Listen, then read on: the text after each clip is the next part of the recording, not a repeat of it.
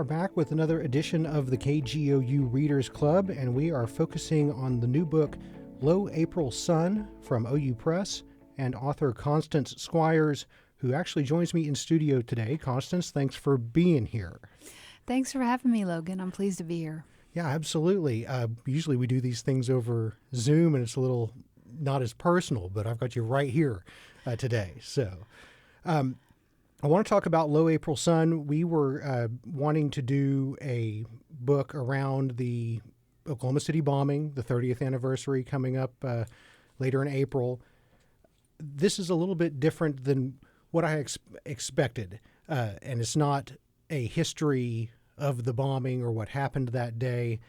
This is a novel, and I want to just start out, if you could sort of describe what is this? If I pick this up at the bookstore and give it a read, what should I expect? Well, it's contemporary fiction, and it's about a married couple in 2015 who received Facebook invitations on the morning that's just a few days away from the 20-year anniversary of the bombing, and the Facebook invitation seems to be coming from someone that they are certain they lost on the day of the bombing. And so they don't know what to do with that, and it kind of sends them both on two separate journeys to try to find out the truth of that. And also on that day, there's a character named August who is someone who was raised at Elohim City, kind of an involuntary citizen of that community that was part of McVeigh's, journey, and the extent to which it's involved in the bombing is one of the kind of mysteries that's still unanswered about it. So these characters all kind of come together and undertake journeys of different types to try to find out whether the person that they thought they lost on the day of the bombing is lost. They don't quite know what's going on, and then also Edie, the woman who's part of the married couple, is working for a fictionalized oil and gas company, and this is also the week that the Oklahoma Geologic Survey released its findings about fracking being most certainly, or well, I don't know. They said most certainly, most likely connected to the to all the earthquakes we were having back in 2015. So that's another sort of plot line that weaves through it. So yeah, and it's so interesting because being from Oklahoma, and we'll talk about this a little bit later. You recognize a lot of things. I mean, this is a novel. It's fiction, but there's a lot of real stuff in it, including about that same time when it was fully sort of revealed and understood that the fracking process was why we were having more and more earthquakes, and so that's there, and of course the bombing itself, which sort of frames the whole story and is sort of the catalyst for what happens to the characters, which we're going to talk about. But first, let's get to know you a little bit here. Constance, tell us about yourself, where you're from, what you do, some of your previous work. Okay. Well, I teach creative writing at the University of Central Oklahoma in the English department, and I've been there about 19 years now. And I like to joke that I just moved up I-35 collecting degrees because I did my undergrad at OU and a master's at UCO and my PhD at Oklahoma State, and then I was hired at UCO. So, and this is my fourth book, my third novel, and I published Along the Watchtower in 2011 with Riverhead, and it won the Oklahoma Book Award. And then I have had a novel called Live from Medicine Park, and a short story collection called Hit Your Brights, and then this one. And I teach fiction and short story writing, and that's what I do as well. Mm-hmm. Well, let's get into Low April Sun, and this is new. This is out within the last few weeks. Mm-hmm. And like I say, it's different than what we often do here on Readers Club, where it's often looking at history, almost like a sort of research papers in book form, which I love. I love learning all about that stuff and nonfiction. But novels here are a little bit more rare. We've had a real Askew, who I'm sure you know, on here a couple of times, and I'm trying to think beyond that. I think you may be the other novel author that we've had here. So this is a little bit different. Usually the stuff we do here is maybe stuff that maybe the character from Low April Sun, Keith, might write if he were to write a book. He's a historian. Yeah. Yes. But it was just a great read, and oftentimes I'll read these in chunks over the course of several days. But with yours, I mean, I had to know what was going to happen. Oh, that's good. Yeah, and so I did it all in one big shot. But let's talk about it. And again, with a novel, I don't want to give the story away. For all the people that are out there listening that haven't read Low April Sun, to go through the story and to tell how it ends and what all happens and how everything dovetails, well, that would be a shame, because that was one of the reasons I didn't want to put it down, because I needed to see what happened. Yeah. So we're going to try to avoid that as best we can. This isn't about the bombing, like I said, but it's framed around it and is sort of a catalyst for what happens to these characters. And let's talk about those characters. I think one thing we can do without giving too much away is to sort of talk about each of the main ones here in the book. Mm-hmm. And I want to start with Edie, who I guess if you were going to have, I guess she is the main character.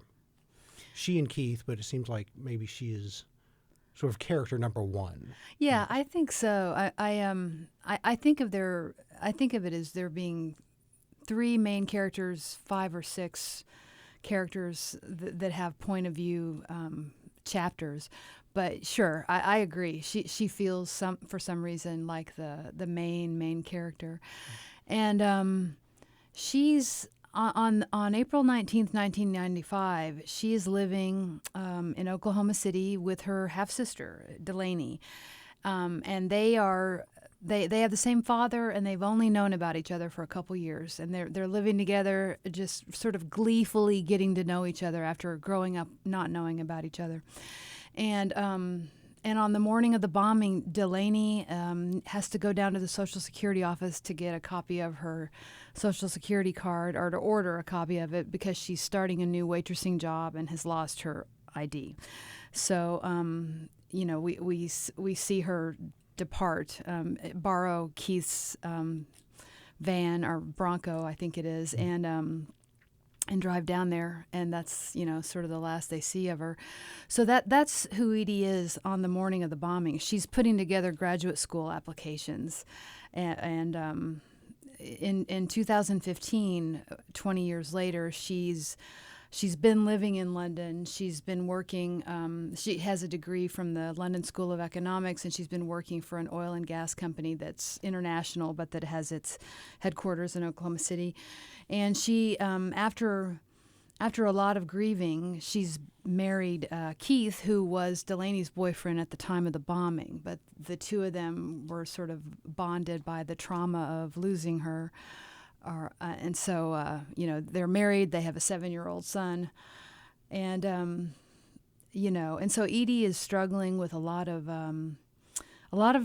grief and trauma that have never been fully. She's never really had closure, because they were never able to prove that Delaney did die in the bombing, and then she's got a lot of guilt, because she's the voice of the oil and gas company, and so she's been going to a lot of these town hall meetings and saying what her boss tells her to say, which is that we have nothing to do with these earthquakes. We don't know what you're talking about.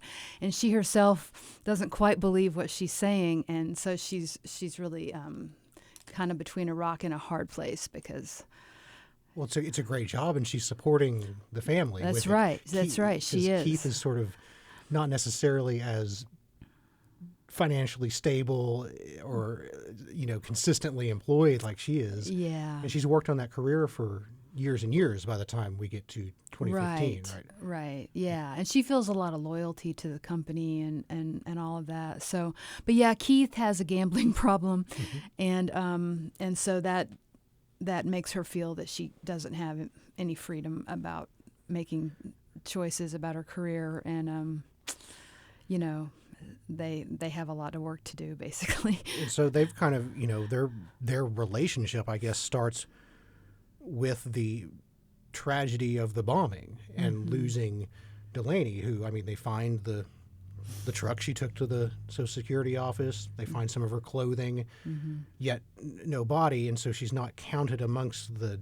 dead in the bombing, which is very disturbing for both Keith and Edie. Right? It's almost like they don't have full closure on what happened. Right. Yeah, they're not able to really grieve, and then they've been in London for most of the 20 years between 1995 and 2015, but they're back, and they're unable to go down to the memorial. They just sort of can't quite face it. And Edie does end up being there on the day of the 20-year anniversary, but they have a hard time because they don't. She's not counted among the dead, and they just simply don't have closure. And that was really that whole circumstance arose out of the practical difficulties of writing about the bombing. I mean, I think one of the reasons there hasn't been a novel about it yet is just the difficulty of, it's important to honor what really happened, and I'm certainly not going to play fast and loose with the body count. I'm not going to invent a victim. So you have to find sort of the areas where there's places to move around and invent things that don't dislodge or dishonor anything that was real, but that allow you to say something important about what was real. And so that's where that plot line came from, was just trying to work with that.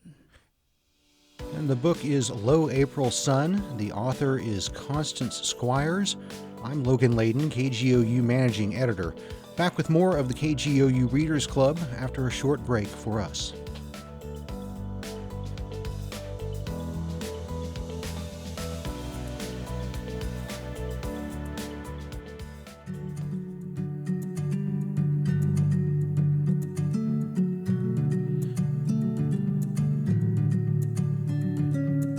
We're back for another segment of the KGOU Readers Club. I'm KGOU Managing Editor Logan Layden. I'm joined by Constance Squires, author of the new book Low April Sun from OU Press. And this is, this is fiction. Right. Right. These are characters that you've created. Are they based on anyone in particular? I mean, there's not an uncounted person who died in the bombing. No, they're not based on anyone.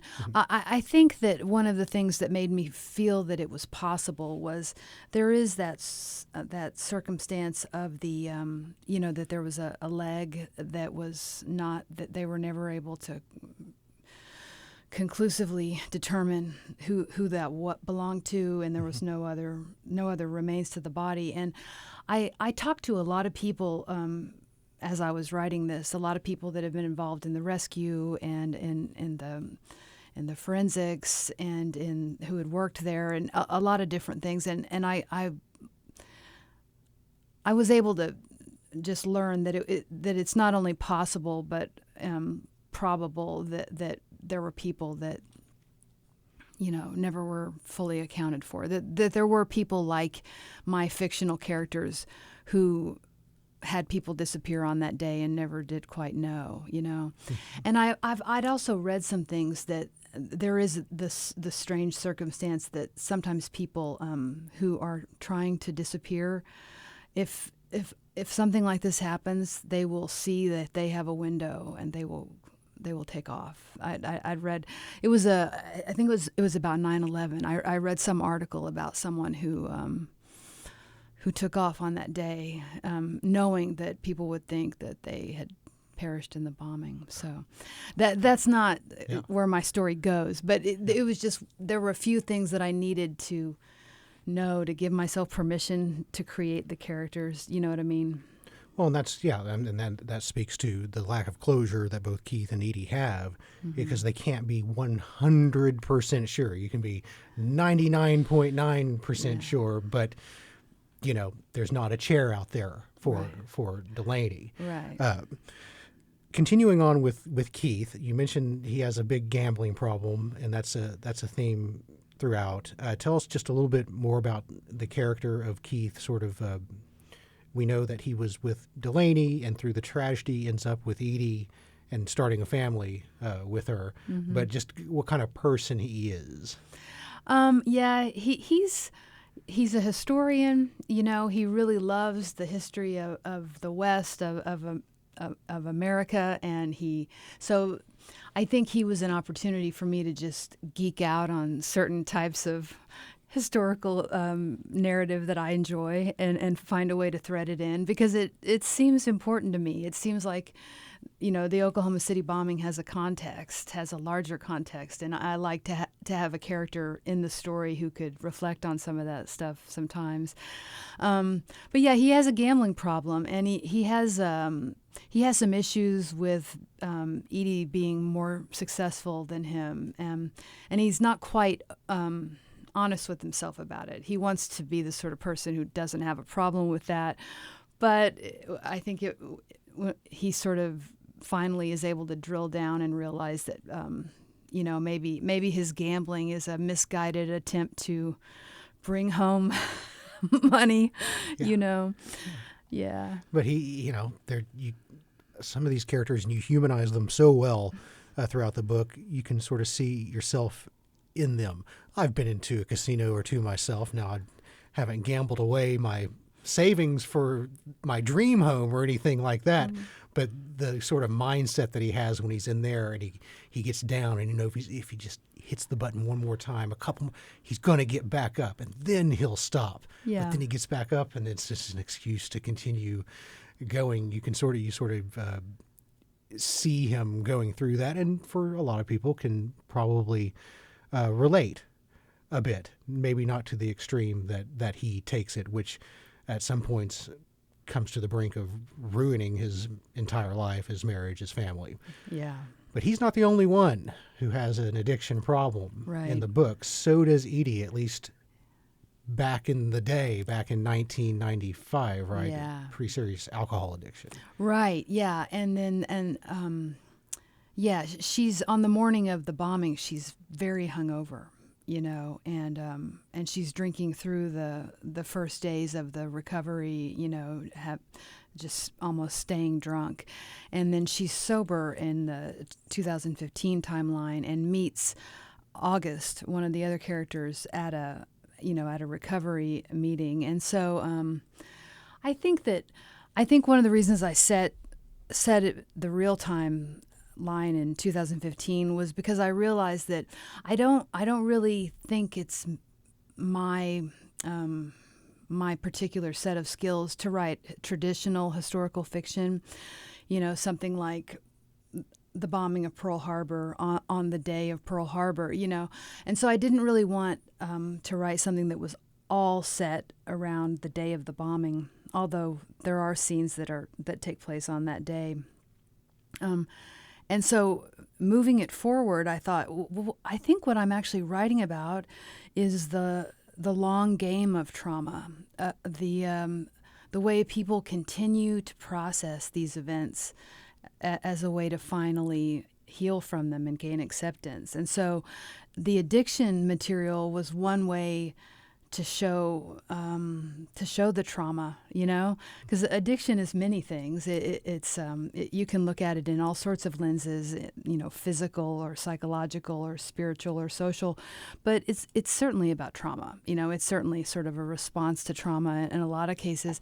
And so these characters that are dealing with addictions in different ways are kind of all struggling to go away from things that they cannot quite yet tackle.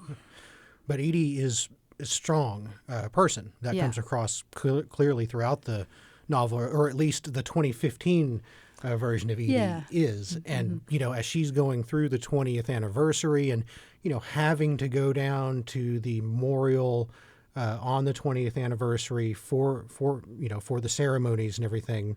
And, you get a sense in the book about how traumatizing that is for her. You almost have to expect her to turn back to the bottle, but she never does. Yeah.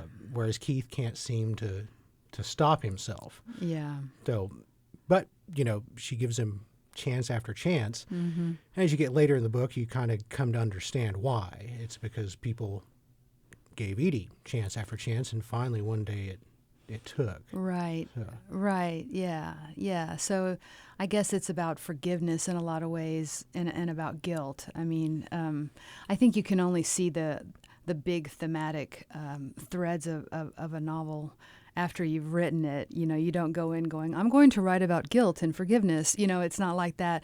But it does seem like that's a lot of it, because I think there's a lot of survivor's guilt that characters are dealing with, and then just guilt for other things, for their character defects. Well, and the topic of guilt is a good transition into what I would call the third of the three main characters that we hear the most from, and that's August P. Mm-hmm. And talk about guilt. You need to read the novel, but tell us about this character. He is not like Edie or Keith. No, he's not. So I'll tell you a little bit about how I ended up having him in there. I had written the novel just centered on Edie and Keith and Delaney and that story, and I liked what I had, but I felt like the bombing was such an important story, and I felt like keeping it focused on those characters made it too much in the background. And I'd been reading a lot, doing a lot of research, and I thought, I really want to talk about the larger story of the bombing, and so I'm going to need to find a way to create characters that open those windows, basically. So I was interested in Elohim City, which was that, nationalist, white supremacist compound in northeast Oklahoma. It's still there, I think. I don't know what sort of community it is now, but at the time of, in the early 90s, they were hosting a lot of militia people, and a lot of people came through there, including McVeigh.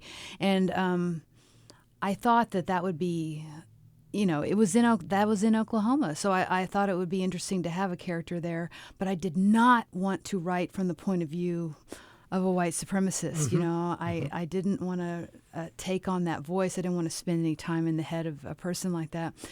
But as I was reading, I read of an FBI informant who, in one of her reports, mentioned that there were a lot of children growing up on that compound, and that they had teenage boys who were trained to guard the perimeter and things like that.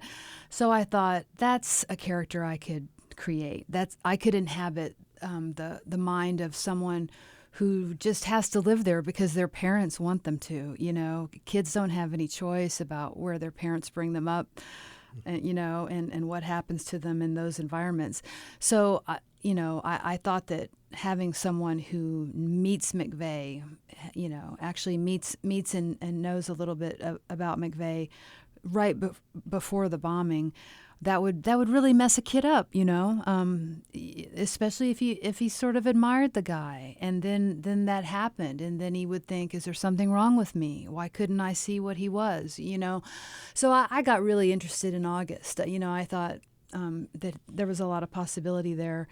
And he, I would say he's kind of the heart of the book in a way, kind of the moral center, because he has tremendous guilt. Life-ruining guilt, really. When we meet him in 2015, he's 36. He was 16 at the time of the bombing, and his life has really just not worked well. And what he does is he carries a big giant cross up and down the highways of Oklahoma City, I-40 and I-35. And he doesn't say much about why he does that, but the visual of repentance is, inescapable. And Edie knows him from a recovery meeting, and they, through a strange set of circumstances, they end up together on a road trip. She sees him on the side of the road, and he's not doing well, and she kind of knows him, and so she pulls over and says, "Hey, man, get in. I'm taking you with me, okay?" And so they kind of embark on this journey together with her little boy. So, yeah, and a very interesting adventure ensues. Yeah. At that point, Yeah. whenever they all get together as these characters sort of all in a dovetailing toward the end of the book. Yeah.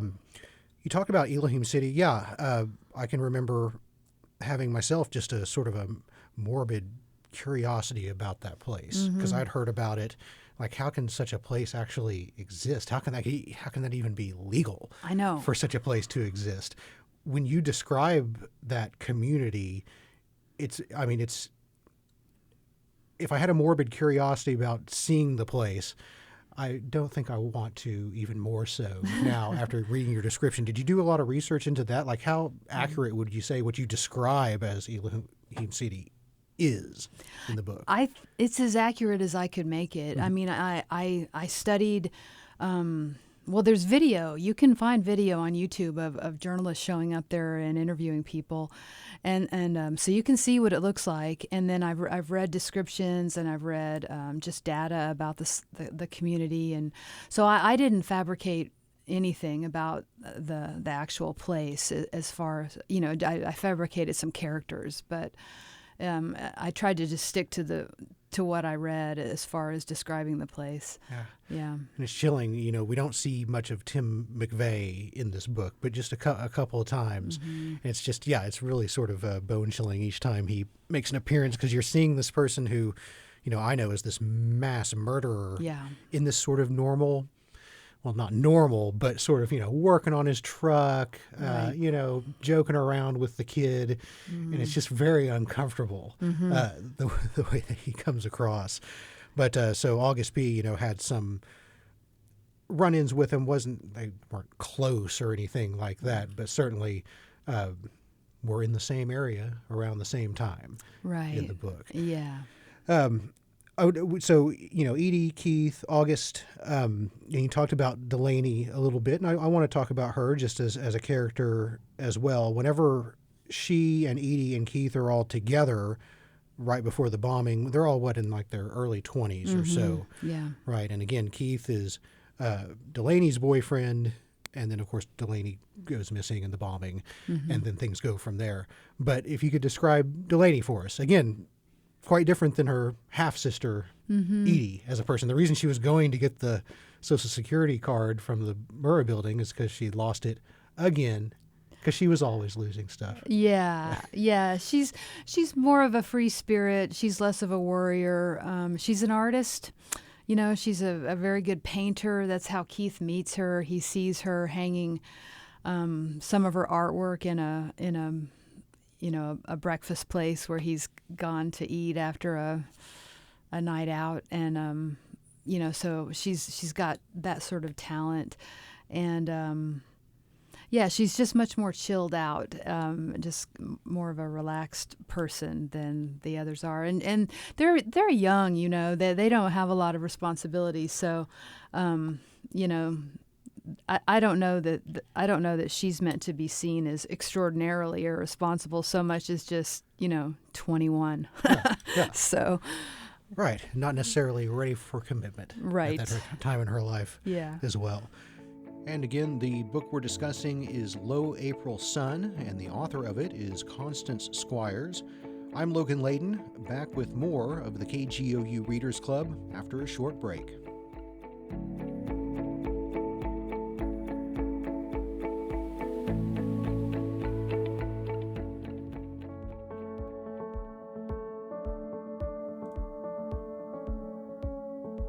We're back for one more segment of the KGOU Readers Club. I'm KGOU Managing Editor Logan Layden, and I'm joined by Constance Squires, author of the new book Low April Sun from OU Press.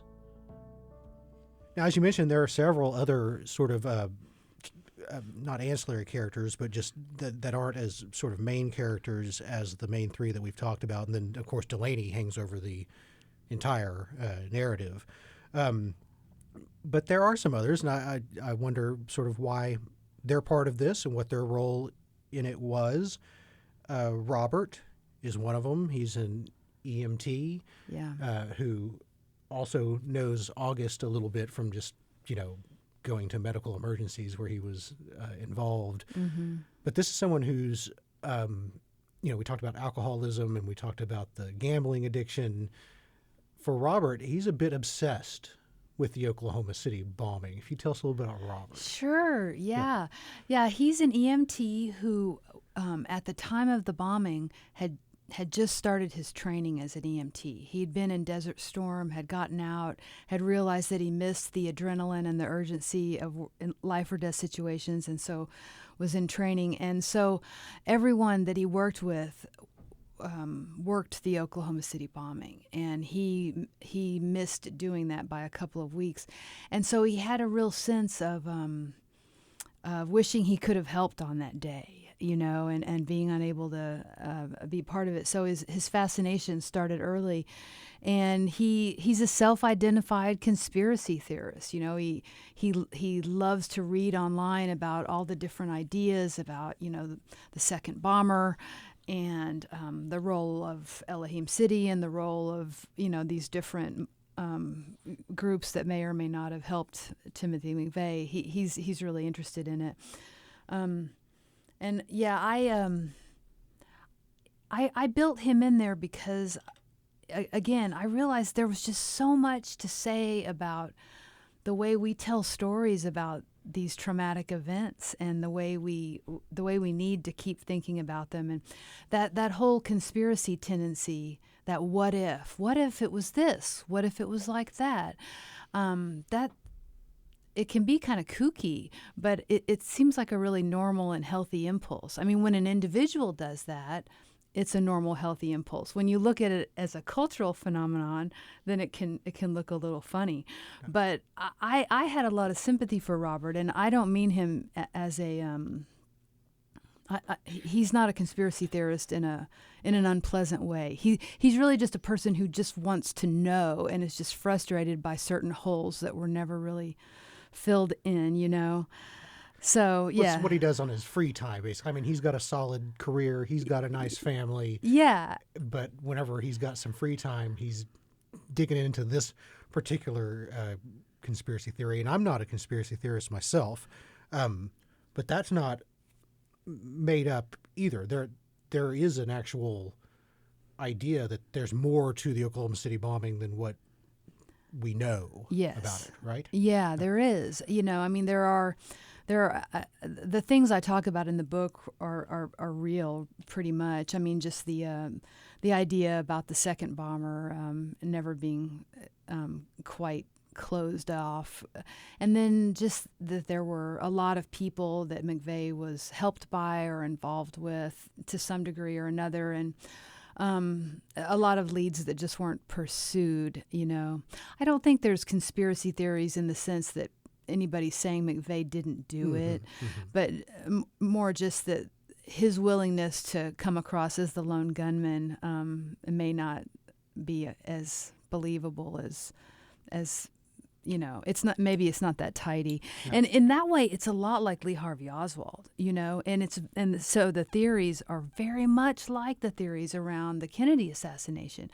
Again, all involved in were there more people involved, and how can we find out, and recreating the day and trying to figure out what exactly happened, and so the idea for Robert came from a book called Libra by Don DeLillo, which is about the Kennedy assassination, in which he makes Lee Harvey Oswald a character, and he has these chapters that are written from the point of view of an archivist in the Pentagon, whose job is to archive any new information coming in about the Kennedy assassination, and by creating that character, he just gave himself a window to talk about things that there would be really no other way to talk about. The idea of writing dialogue in which a couple of characters are plausibly digging in this deep to this material and talking about it, it just makes for bad writing. You don't want to write bad dialogue where people are, saying, "Did you happen to know about blah, blah, blah," Right. And so I was inspired by that. I thought, okay, well, if DeLillo can do that, I'm going to create somebody who gives me an opportunity to air some of these ideas, Well, and then the only other character that gets a chapter in the book, and that's the chapters don't have names. It's just the name of the person whose perspective this part is going to be from. Yeah. We'll talk about that in a minute. But the only other one, and it's just one, is Brad. Yeah. And I find that interesting because, of all the characters in the book, everybody seems to have they have redeeming parts of their personality. Everybody's made, mistakes. They're not perfect people, but they're very redeemable. Mm-hmm. Brad is probably the least so, I guess, is how it came across to me. Yeah. Explain the rationale behind including him and what role he plays. Yeah. Brad is a friend of Keith's from their high school years in Oklahoma City, and Keith reconnects with him when he gets back from London at a casino, and it turns out that Brad is a gambler, and he's a sort of would-be hood. He just sort of wants to be a bookie. He wants to be he has his family, it turns out, has a connection to an old Prohibition era gangster family that I made up that I just had fun inventing. And so he thinks he can use Keith to come up with a bet that they can cheat on. And he's kind of comic relief, I think. Mm-hmm. And yeah. Very much so, yeah. But it also, that all ties back into, we talked early on about this is all happening, this 20th anniversary, around the same time that the reality of induced seismicity is coming into public knowledge, and Brad is related to that a little bit as well.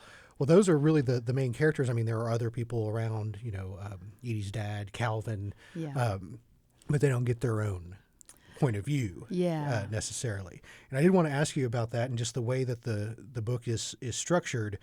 It seems like, well, with each of these chapters or these sections, you're seeing things or you're hearing things from the perspective of that person. Mm-hmm. You're seeing their point of view. Right. And it almost seems like just when you think, Keith can't be more reckless and wrong, we hear the way he's thinking about things, and it becomes more sympathetic. Yeah. How did you decide to write it this way? Because every time I think, oh, this person is just irredeemable, you hear from them and you're like, oh, okay. Yeah. I can see where they're coming from. Right. Even Brad. Yeah, for sure. I mean, that's the joy of fiction, right? Is point of view, is being able to see the inside and the outside of a character at the same time, and being able to tell something. I mean, walk a mile in my shoes. That's literally what fiction does. It just puts you inside the consciousness of characters. And it seemed like multiple points of view was the only way to tell this story. That if I was going to try to talk about the bombing, I would need boots on the ground in different places, and almost so that if you were going to draw a picture of the structure of the novel, in some ways it would mirror a bombing blast with a radius, and that there are characters within that radius, and you're hearing from all of them, But I mean there's been so much really fine investigative journalism and historical nonfiction on the bombing, that to do something that hasn't been done, what fiction does is it's inductive, right? I mean, it takes a small particular example of something, and it allows you to draw a bigger picture, and the small individual things are individuals, individual people that you can get inside, and then you can talk about things that you'd be hard pressed to find any occasion to talk about if you were just sticking to the historical facts, but that are a truth. They are a truth about things. There's a novelist called John Dufresne who calls fiction the lie that tells the truth, and so I thought, well, I just have to do what fiction does. It would just need to be multiple points of view. It's much easier to write with just one main character, and I was pretty nervous about having multiple characters, but the story just sort of tells you what it needs. Yeah. No, it works really, really well. It's just, it makes it really interesting to be able to get into the heads of each of these characters, and I also appreciate that you get resolution in this book. You tie everything up. You're not left as a reader wondering, well, like this isn't like some mystery box at the end where it's open for some kind of interpretation. You actually get resolution for the characters, which was nice. Oh, good. So I appreciated that. Good. I wondered about, and this may be an obvious question because you're of Oklahoma, but you could have based this story around 9/11. You could have made up another tragedy that never even happened at all. Why the Oklahoma City bombing specifically? Well, part of it is that, I was here during the bombing, and I've lived here, most of the time in between, and I have a lot of friends who are novelists. You were talking about Rilla Askew. I started hanging out with her when she was doing research for Fire and Beulah, and I watched her research this, incredibly impactful historical event that hadn't really been dealt with in fiction. And so I was always thinking of the Oklahoma City bombing as something that somebody would write a novel about someday. And I kept sort of looking around for one of the grown-ups to do it, or I just never really thought that it was going to be something that I would write about. But I used to do writing for a project called the Rolling Stone 500, and that project was about writing short fiction pieces, sort of embodying each of the albums in the Rolling Stone 500 list. And I wrote, 10 of those maybe, and they gave me the album Live Through This. Is that right? Yeah, Live Through This by Hole, Courtney Love's band. And so I was trying to think about how to write fiction about that album. And I just remembered that at the time of the Oklahoma City bombing, the song Doll Parts was on the radio all the time in Oklahoma City. And I just remember that the song had seemed, I think Kurt Cobain had been dead about a year, and it had seemed to be about that, and it had a lot of personal pain in it. And driving around Oklahoma City, watching people weep openly at intersections, that song took on a whole different meaning. It seemed pretty trivial to be stressed out about a romantic relationship. You know what I mean? I mean, in certain kinds of crisis, those personal things just don't carry any weight. And so I just flashed on that. I just remembered thinking about that, how that song changed meaning at the time of the bombing. So I thought, well, maybe I can write about that, And so I wrote a very, very short piece. It was 750 words that was basically the first appearance of Edie, Keith, and Delaney. And it was just a short thing, and their names were different, and what happens was different. But after I wrote that, I just felt like I'd opened something that wasn't finished yet and that I had more to say about. And so I kind of went back into it and started to develop it. And step by step, I backed into writing about the Oklahoma City bombing. I would not have had the... I don't know. I don't think I would have had the confidence to just say, I'm going to write this book. But just by following the characters and the story ideas that I had, I was in before I had a chance to get out, basically. Yeah. Well, I think, for anybody who was old enough to remember and be here and in Oklahoma, I mean, obviously that time stands out. You mentioned that song. I can remember I was in fourth grade, and we had a field trip up to the state capitol It was after the bombing, but before they had demolished Oh, yeah. the building. We Yeah. were going to go up to the state capitol, and we went ahead and went on the trip. And I remember being on the bus, and this is fourth graders, so they're all pretty rambunctious. But as we approached the capitol, you could see the Murrah building out of the bus, and everybody was just wow. dead silent. And I remember seeing that out the bus window, and I don't remember anything about the tour of the Capitol that we took that day. It was just seeing that right there. So for everybody in Oklahoma, I mean, that was such a sad and poignant time. I mean, it's just such an ingrained part of the state's personality now, and we've tried over the decades to turn it into, to have something positive come out of it. And of course, if you go downtown now, it's certainly a very different place in that whole area than it was back in 1995. Yeah, yeah. And then we have the Oklahoma Standard, which is that, term that basically came into being as a way of describing the response to the bombing, the way we all rallied and stuff. And so that's another positive aspect of it. Well, and obviously this book isn't just for people in Oklahoma City or Oklahoma. This is meant for everyone, but for anybody who's from here, you'll recognize a lot of things in the book. Street names, places, even places you don't directly name, which I thought was Winchester Park. I think I know what you're talking about. Yeah. There. I mean, most things I just use their real names, but every now and then I didn't, and I'm not quite sure what made me do that, but I just every now and then I fictionalized a name. But yeah, if you live here, then you'll know what I'm talking about.